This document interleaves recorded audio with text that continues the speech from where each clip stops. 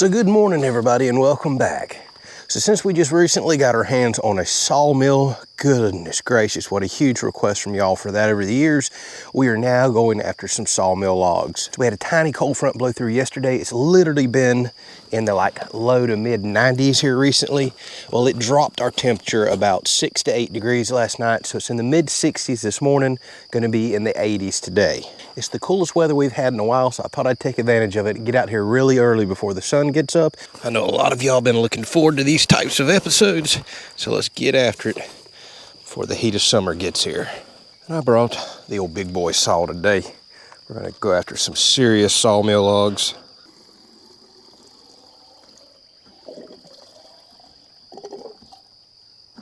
All right, let me show you this tick-infested mess that we're running off into today. So if you watched one of the previous episodes, we've been blazing our trail back through our woods, just going through all this hurricane damage that we have. And I started stumbling across some really massive logs. This goes way out there. I don't know how the heck we're gonna get to it, but we need to cut this top off right here. This is no good to us for a sawmill log. We'll cut it right back there. And then we're gonna go out there and just start bucking up probably 8 to 10 foot sections, whatever I think the tractor can lift.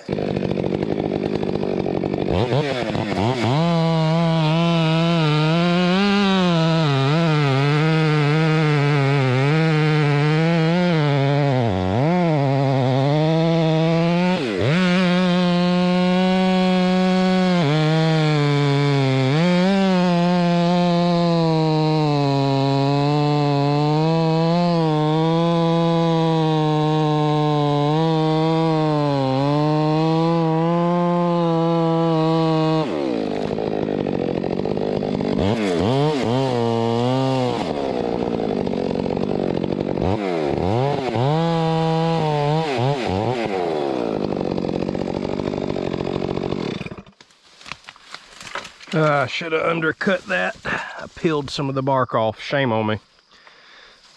Should have undercut it just a little to keep that peeling from happening, especially if this is going to be a sawmill log. But I'm already looking. I see a hump right there. We're probably going to wind up cutting that off back there. I'll tell you what, before I go in there and cut me a log off, goodness, I don't see how I'm going to get in there. I better go ahead and wrap my choker chain around this, because when this hits the dirt, I'm not going to be able to get the chain underneath it, especially not in this old thick disaster I have going on here. And sadly, we're going to skid a lot of these logs out, which means the bark is going to load up with some dirt. Not what I want from a sawmill. I don't really have a choice. Spiders everywhere. Snake habitat. What am I doing? Good Lord, spiders everywhere.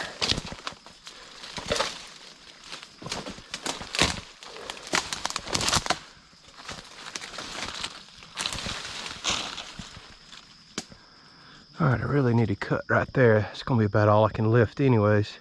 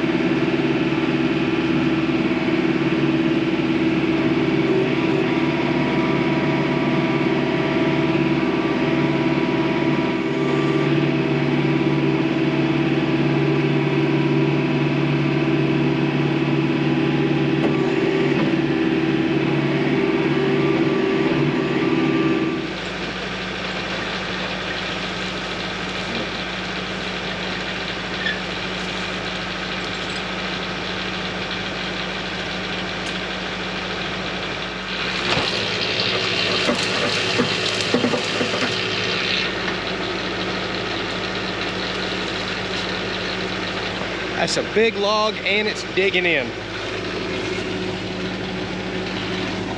We'll see if we can drag it out with the tractor. I just wanted it a little closer to the trail.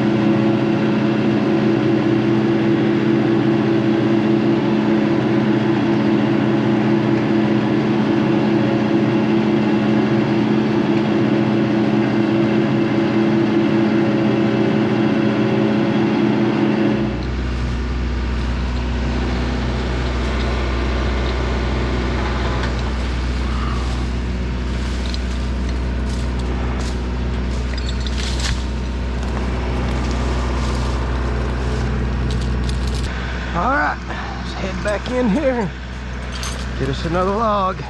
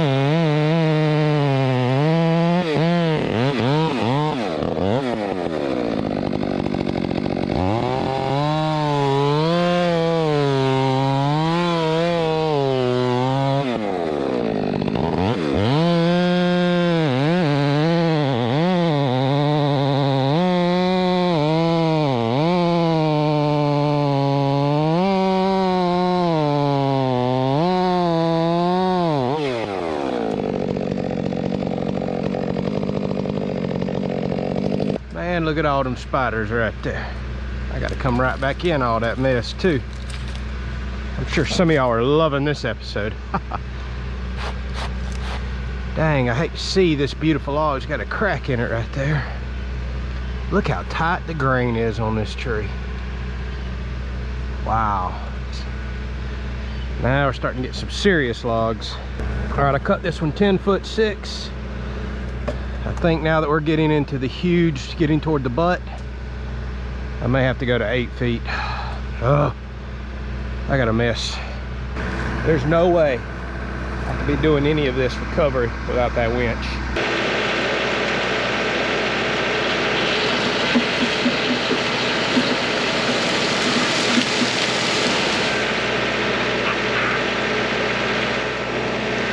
That's why that's my favorite tractor attachment.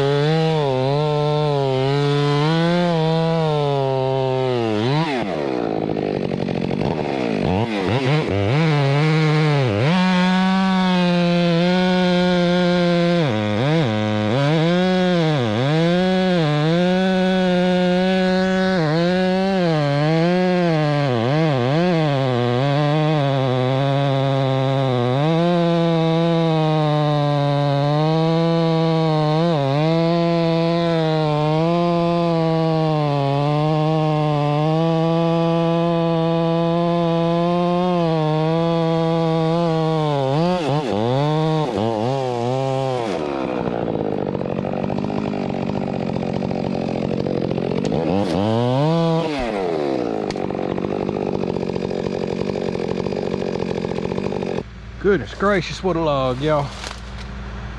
I think I'm asking a bit much of my winch on this one. I decided to cut it almost 13 feet. Oh boy, that is thousands upon thousands of pounds. If it digs into anything, I ain't getting it out. This is absolutely gonna test this tractor and this winch. Whew.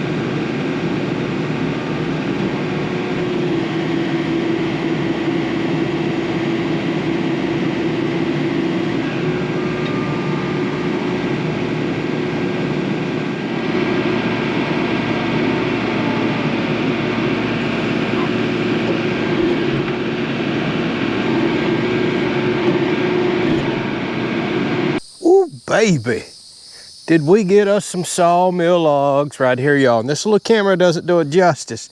This is a massive log. My tractor barely lifted it up. I could only get it about 2 feet up because this log is so heavy, plus the weight of the grapple on the front. I thought I was gonna have to go swap out to my tractor forks to get this, but that is about all my tractor can handle. And that is one beast of a log. I am unbelievably impressed my tractor was able to pull that out of the woods.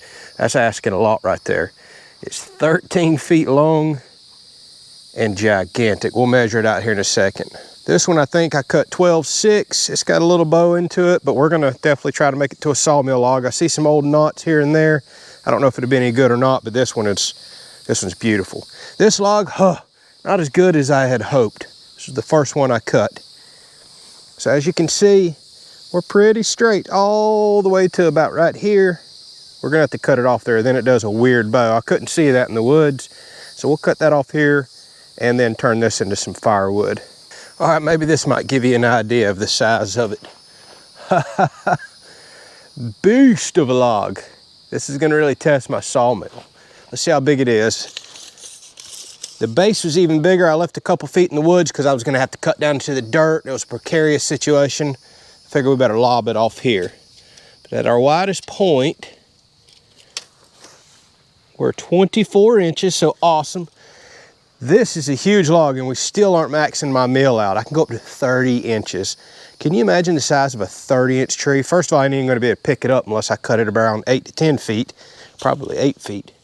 All right, just under 13, well, 12.5 feet long, 12.7. What's this other end? Yep, 20 inches down here, 24 there. So relatively straight, but got a little bit big of a butt down there. Yeah, this one's a 10.6. So we can get 8-foot lumber there, 10-foot lumber here, 12-foot lumber here. How awesome is that? And we only left a couple feet of the tree out there. So we, even though we were guessing around, we cut it pretty good and salvaged the majority of it. Y'all help me out here. What kind of tree is this? I'm ashamed to say all I really pay attention to is oaks, especially like, you know, white oak, water oak, live oak. What the heck is this? It had a really bushy top. At first I was thinking like maybe a swamp chestnut or something like that. It's definitely not no type of a walnut. See, there's really no coloration on the inside. But take a look at this bark. Maybe it is some type of, you know, there's only a million different types of oak, but this looks like something else to me. What would y'all call that right there? Oh man, it's getting hot. We got to get this done quick. All right, so the reason I brought these logs up to here, water hose, because I had to skid these out. Look at how the dirt is caked into here. Let's wash all that out, roll these around, and get these prepped and ready for the sawmill. I know that dirt will absolutely wreck my sawmill blades.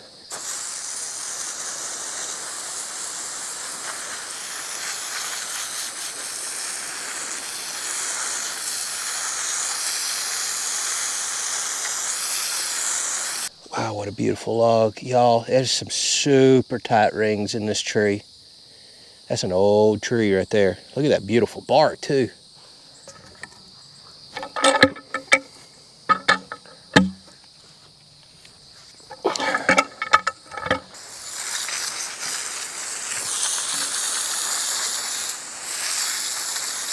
All right, so I picked me up some of this anchor seal. And if you're not familiar with it, it's an extremely popular sealant for sealing the end grain of logs. And you're supposed to do it pretty quick after you cut them. So I've let the water dry off while I clean the log. And we're gonna seal this up. It's almost like a latex paint, but it's designed to seal that end grain in because that's where the tree is gonna quickly lose its moisture and start checking and cracking. Obviously, it's not gonna be losing as much moisture through the bark because that bark is a protective layer. If you take a look in there, yeah, it does look like paint, but obviously it's not. I think there's supposed to be some relatively safe stuff. They do say careful where you put it because it's kind of oily and waxy.